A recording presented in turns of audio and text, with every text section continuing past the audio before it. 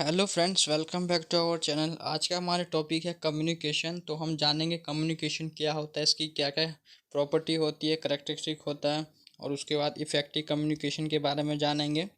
तो वीडियो को स्टार्ट करने से पहले रिक्वेस्ट है, वीडियो को लाइक, चैनल को सब्सक्राइब कर दीजिए। और साथ में अन्य जितने भी कोर्सेज होते हैं बीएड में, मैंने सभी का कोर्सेज यहाँ पे प्लेलिस्ट बना दिया। आप वहाँ पे जाके सारा क्वेश्चन आंसर देख सकते हैं।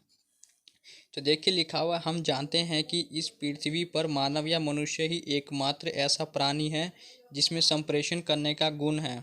सामान्य भाषा में विचारों के आदान प्रदान को संप्रेषण कहते हैं।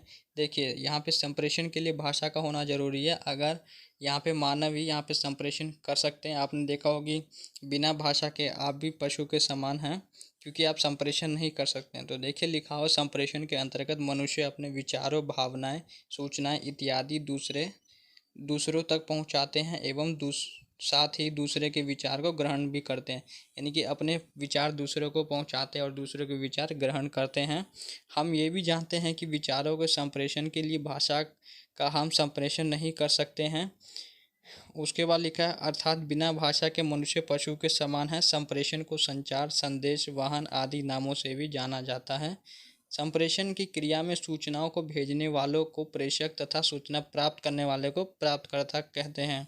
शिक्षा के अंतर्गत एक शिक्षक के लिए संप्रेषण एक अनिवार्य प्रक्रिया है, जिसके द्वारा शिक्षक अपना ज्ञान, विचार, भावना विद्यार्थियों तक पहुंचाता है।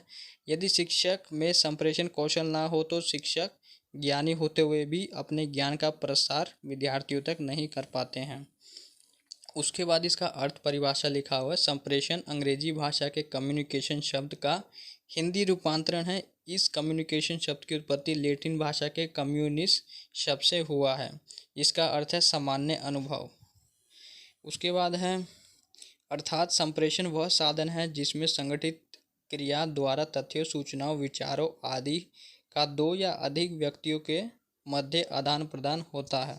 संप्रेषण के घटना में तीन घटक हैं: प्रेषक, माध्यम, प्राप्तकर्ता।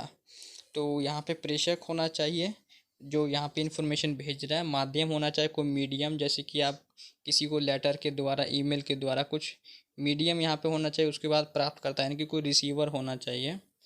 जैसे कक्षा में शिक्षक पाठ्य वस्तु संबंधी अनुदेशन की को मौखिक तथा लिखित माध्यमों के प्रस्तुतिकरण से छात्रों तक पहुंचाने का प्रयास करते हैं।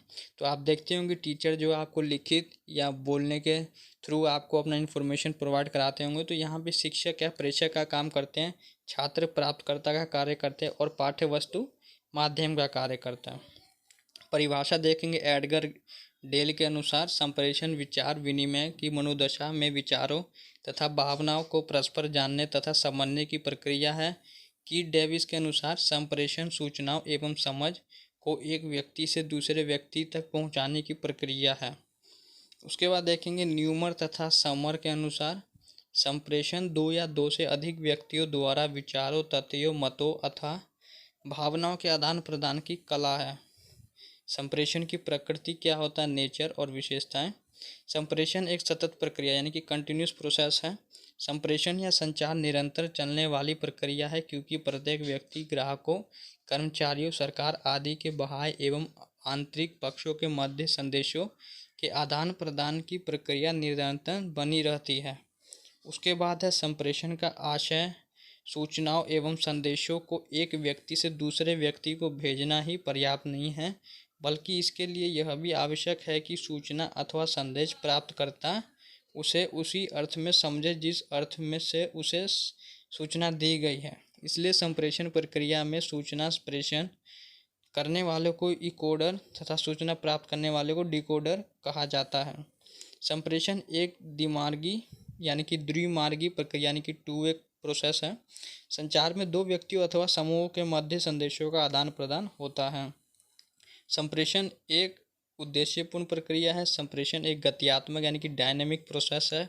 संप्रेषण की प्रक्रिया में अनुभवों की साझेदारी होती है। संप्रेषण एक पारस्परिक संबंध स्थापित करने की प्रक्रिया है। संप्रेषण में विचार विनिमय तथा विचार विमर्श आवश्यक है।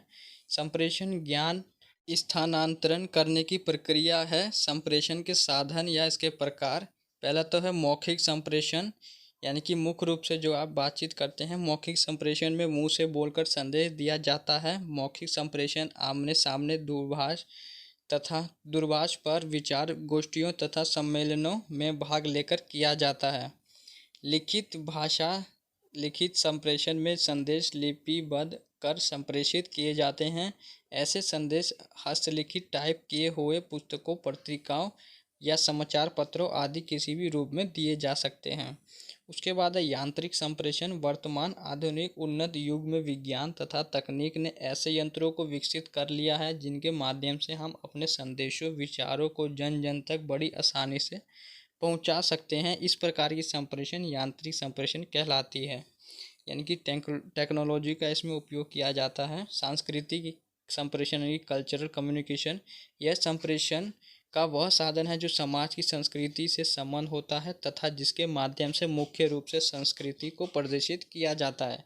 सांस्कृतिक संप्रेषण कहलाता है जैसे नाटक, कठपुतली, रामलीला, लोकगीत। सांकेतिक संप्रेषण क्या होता है? कोई संदेश जब किसी संकेत जैसे चार्ट, पोस्टर या पैम्पलेट के माध्यम से संप्रेषित किया जाता है तो उसे इस प्रकार के संप्रेषण को सांकेतिक संप्रेषण कहते हैं। यानी कि कुछ संकेत देना चाहिए जिसमें कोई संकेत हो।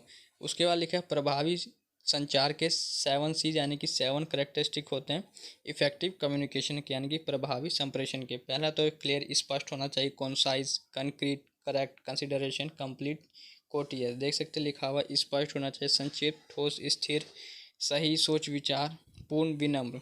एक एक करके डिस्कस करेंगे। स्पष्ट यानी कि पूर्ण रूप से यहाँ पे स्पष्ट होना चाहिए। बोलने या लिखने से पहले हमें अपने संदेश को स्पष्ट करना चाहिए।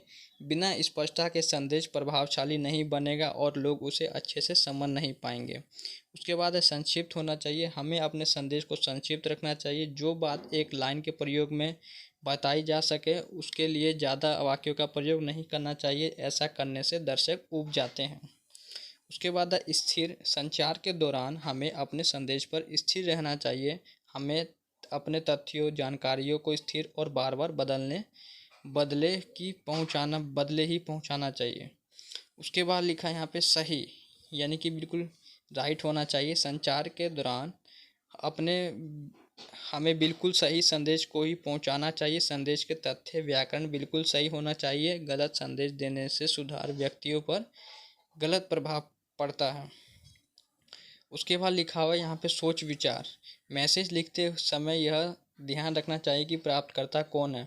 इसका मतलब हुआ कि आप जिस हिसाब से यहाँ पे प्राप्तकर्ता रहेंगे, उनका एज क्या है, उनका क्वालिफिकेशन क्या है, उस हिसाब से उनको समझाना है। जैसे कि बच्चे अगर 10 साल के हैं तो उनको सरल शब्दों में समझाना है। उसके बाद अगर यहाँ पे कोई भी कंपनी के अगर कोई CEO हैं तो यहाँ मैसेज को प्रभावी बनाने के लिए विशिष्ट यानी कि यूनिक शब्द और क्लियर शब्द का प्रयोग करना चाहिए।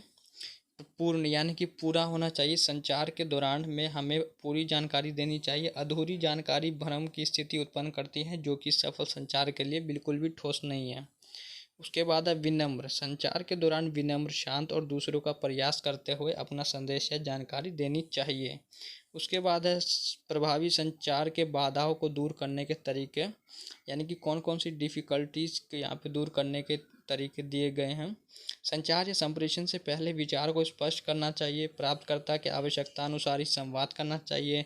संवाद करने से पहले दूसरे से सलाह लेनी चाहिए। बैठने की उचित व्यवस्था होनी चाहिए जिसमें प्रेषक एवं प्राप्तकर्ता आमने सामने हैं या आमने सामने हो। संप्रेषण के समय सरल भाषा का प्रयोग होना चाहिए। सुविधाजनक एवं स्वतंत्र शांत वातावरण होना चाहिए। संदेश की भाषा, टोन और सामग्री से अवगत होना चाहिए। उसके बाद निष्कर्ष देखेंगे क्या निकलता है कंक्लूजन। उपरोक्त विवरण से यह स्पष्ट होता है कि संप्रेषण शिक्षा प्रक्रिया की रीढ़ की हड्डी होती है। बिना संप्रेषण के शिक्षण प्रक्रिया की कल्पना भी नहीं किया जा सकता है। हम ये भी जानते हैं कि इस पृथ्वी पर मनुष्य ही एकमात्र प्राणी है जिसके संप्रेषण करने का गुण पाया जाता है। तो यही सब था फ्रेंड्स संप्रेषण के बारे में पूरा डिटेल में। उम्मीद करता हूँ आपको अच्छा लगा होगा। तो वीडियो को लाइक, चैनल को सब्सक्राइब कर दीजिएगा। Thanks for watching this video.